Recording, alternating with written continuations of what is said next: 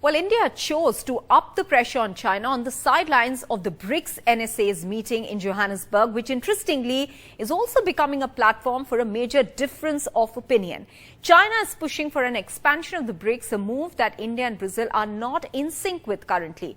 While China aims at increasing its influence in the developing world and building a bloc to take on the US, Brazil is wary of the move for this exact reason, as per reports. Meanwhile, India wants strict rules on how and when other nations could be associated with the 2009 formed grouping. Any discussion needs to have a consensus among all the BRICS countries. The summit is going to be held between August 22nd and 24th. So will a possible expansion be possible? Which are the countries that are eyeing to be part of BRICS? Why so? And which country, for instance, China, can that be utilizing this to their advantage? Let's discuss all of this with the former Foreign Secretary of India, Shashank, who's joining us here on the show. Many thanks, sir, for speaking with NDTV. I'll start with the meeting in Johannesburg between Aijt Doval and Wang Yi. First of all, what do you make of the fact that this meeting was held on the sidelines of the BRICS NSA's meeting and India upped the pressure in some way? After all, it has been often said by the External Affairs Minister that the overall bilateral relationship has been impacted, but to use words like strategic trust has been eroded and the basis of public and political relationship is scarred as well. What do you make of it? I will say that what our NSA has said indicates the assessment in India that at the public and political level, the mutual confidence has eroded, and therefore there is need to be some kind of a move from the Chinese side on the western border as well as along the line of control to establish peace and tranquility. I agree that there was a exchange of courtesies, or maybe they might have spoken about re-establishing confidence and mutual understanding between India and China during Prime Minister's brief talk with the Chinese leader. But the point is that since the meeting in Jakarta, there have been other meetings. Our foreign minister has met Wang Yi, then NSA has met.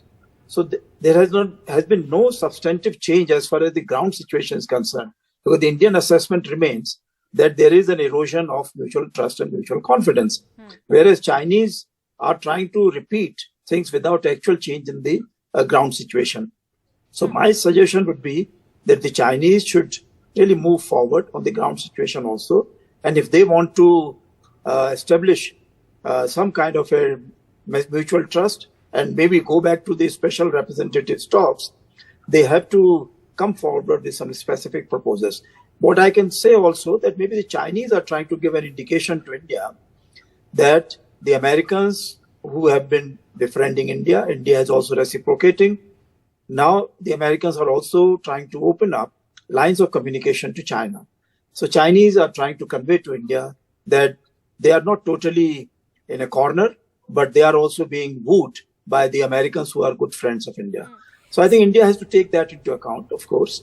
But the essential part remains whatever NSA has said, Mr. Aijt Doval has said, that they should really come up with some specific ideas how to bring about peace and tranquility on the border and take away the aggressive postures which they have been taking both on Ladakh side and Arunachal Pradesh side.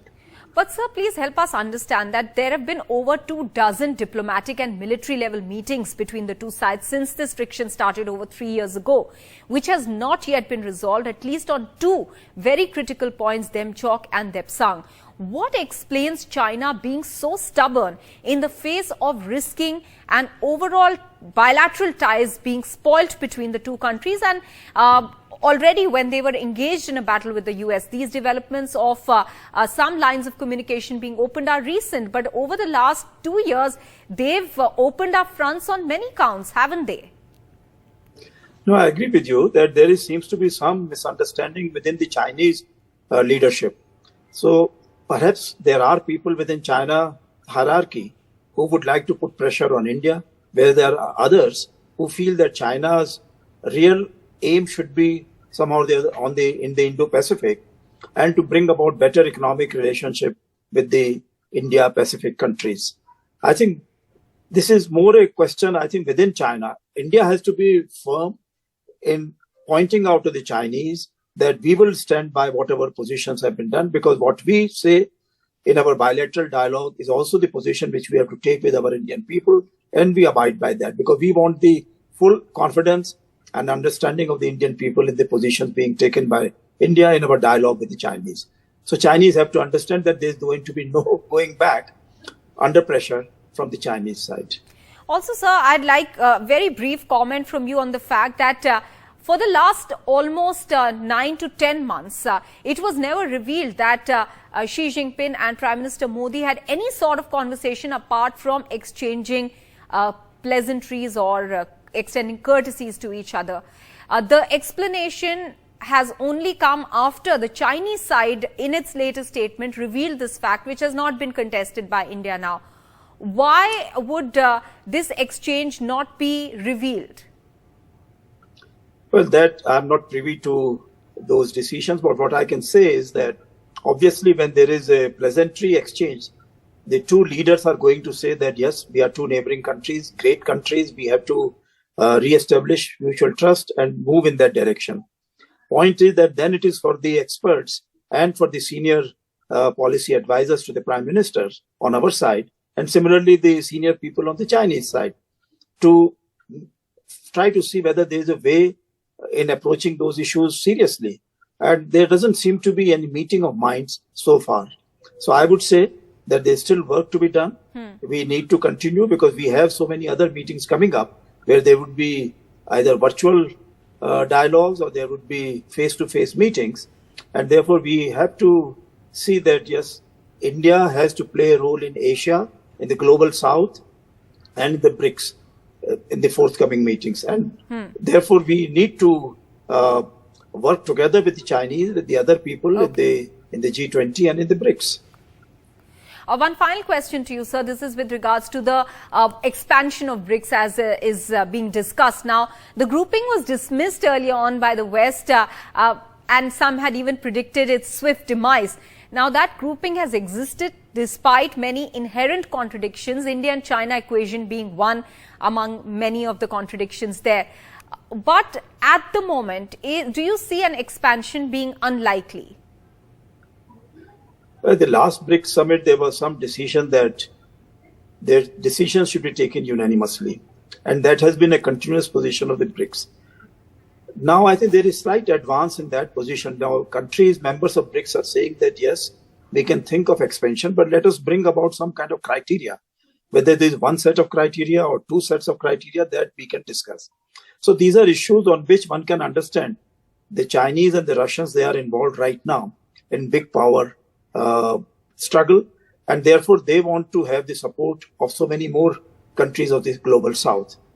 India and Brazil feel that we have to treat BRICS as a kind of an organization which can bring together the aspirations of the global south so that they continue to work together as well as get the support of the developed countries.